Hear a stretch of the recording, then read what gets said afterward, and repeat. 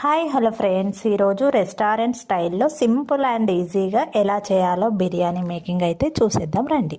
First అయితే fried onions కోసం నేను ఆనియన్స్ని చాప్ చేసేసుకొని హాట్ ఆయిల్లో వేసి వేయించుకుంటున్నాను అనమాట. ఇక తర్వాత అది వేగేలోపు మనము ఈ బాస్మతి రైస్ని కడిగి పెట్టేసుకుంటే అది ఒక 15 మినిట్స్ ఒక 20 మినిట్స్ అలాగా నానుతుంది కాబట్టి చాలా బాగుంటుందన్నమాట. ఇక ఈ ఆనియన్స్ మనకు ఫ్రైడ్ అయ్యేలోపు మనం ఈ చికెన్ మ్యారినేషన్ ప్రాసెస్ అయితే చేసేద్దాం.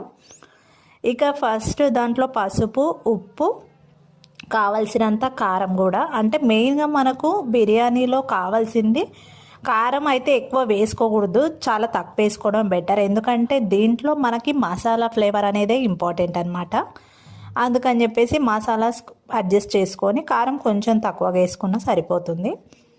ఇక నేను ముందే కొత్తిమీర, పుదీనా, మనకి బిర్యానీ మసాలాలు ఏవైతే ఉంటాయో చెక్క, లవంగాలు, యాలకులు, అనాస పువ్వు, మరాఠీ మొగ్గ, ఇవన్నీ కూడా నేను ఫస్టే మిక్సీలో పేస్ట్ చేసేసుకొని అదైతే వేసుకున్నాను అనమాట.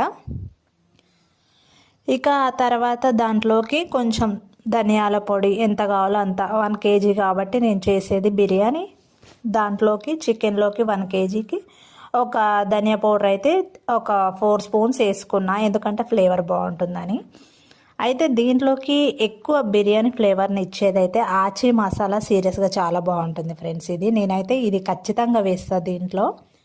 మనం అన్ని మసాలాలు వేసినప్పటికి కూడా ఇది వేస్తే అయితే నాకు చాలా బాగా అనిపిస్తుంది అనమాట. అందుకనే నేనైతే అది వేసుకుంటా. ఎక్స్ట్రాగా నేను వేసేది అయితే అదొకటే, గరం మసాలాతో పాటు అది కూడా వేసి, ఇక ఫ్రైడ్ ఆనియన్స్ కూడా వేడయ్యాయి కదా, అవి కూడా అందులో వేసేసుకొని ఇక ఆయిల్ మళ్ళీ నేను ఫస్టే దాంట్లో బాండీలో ఉందనేసి దాంట్లోనే ఫ్రైడ్ ఆనియన్స్ వేసాను అనమాట.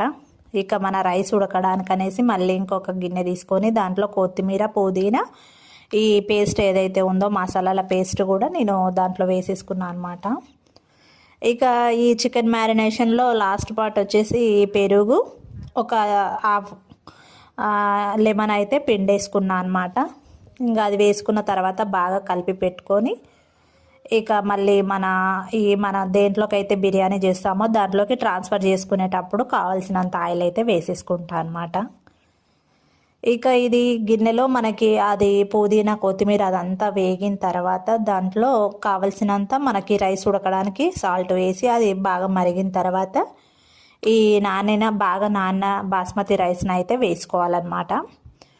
మెయిన్ ప్రాసెసింగ్ ఇక్కడ నుంచే ఉంటుంది మనకు, ఎందుకంటే ఈ బాయిల్ అయినాక వాటర్ అందులో రైస్ వేస్తాం కదా, చాలా తొందరగా అవుతుంది అనమాట. బాగా బియ్యం కూడా నాని ఉంటాయి కాబట్టి ఆ వాటర్ అనేవి బాగా మసిలి ఉంటే తొందరగా అయిపోతున్నాయి అనమాట. అప్పుడు ఇంకా మనం అక్కడనే ఉండి చాలా కేర్ఫుల్గా చేసుకోవాలి. ఇక బియ్యం అనేది ఉడికిన తర్వాత మనం దేంట్లో అయితే బిర్యానీ చేసుకుంటామో దాంట్లోకి ఇది మ్యారినేషన్ చేసుకున్న చికెన్ అంతా ట్రాన్స్ఫర్ చేసి దాంట్లోకి మన ఈ రైస్ అనేది ఒక 70% ఉడికిన రైస్ని అందులో వేసి ఒక 15 మినిట్స్ అయితే అలాగా పెట్టాలన్నమాట.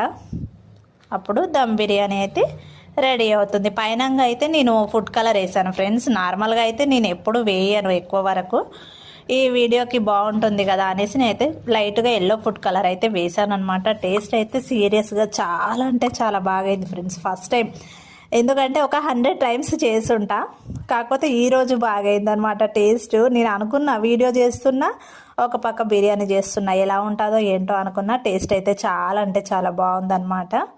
సూపర్గా అయింది. రెస్టారెంట్ స్టైల్లోనే అయింది సేమ్. మీరు కూడా ఇలాగ సింపుల్ అండ్ ఈజీగా బిర్యానీ అయితే చేసేయండి.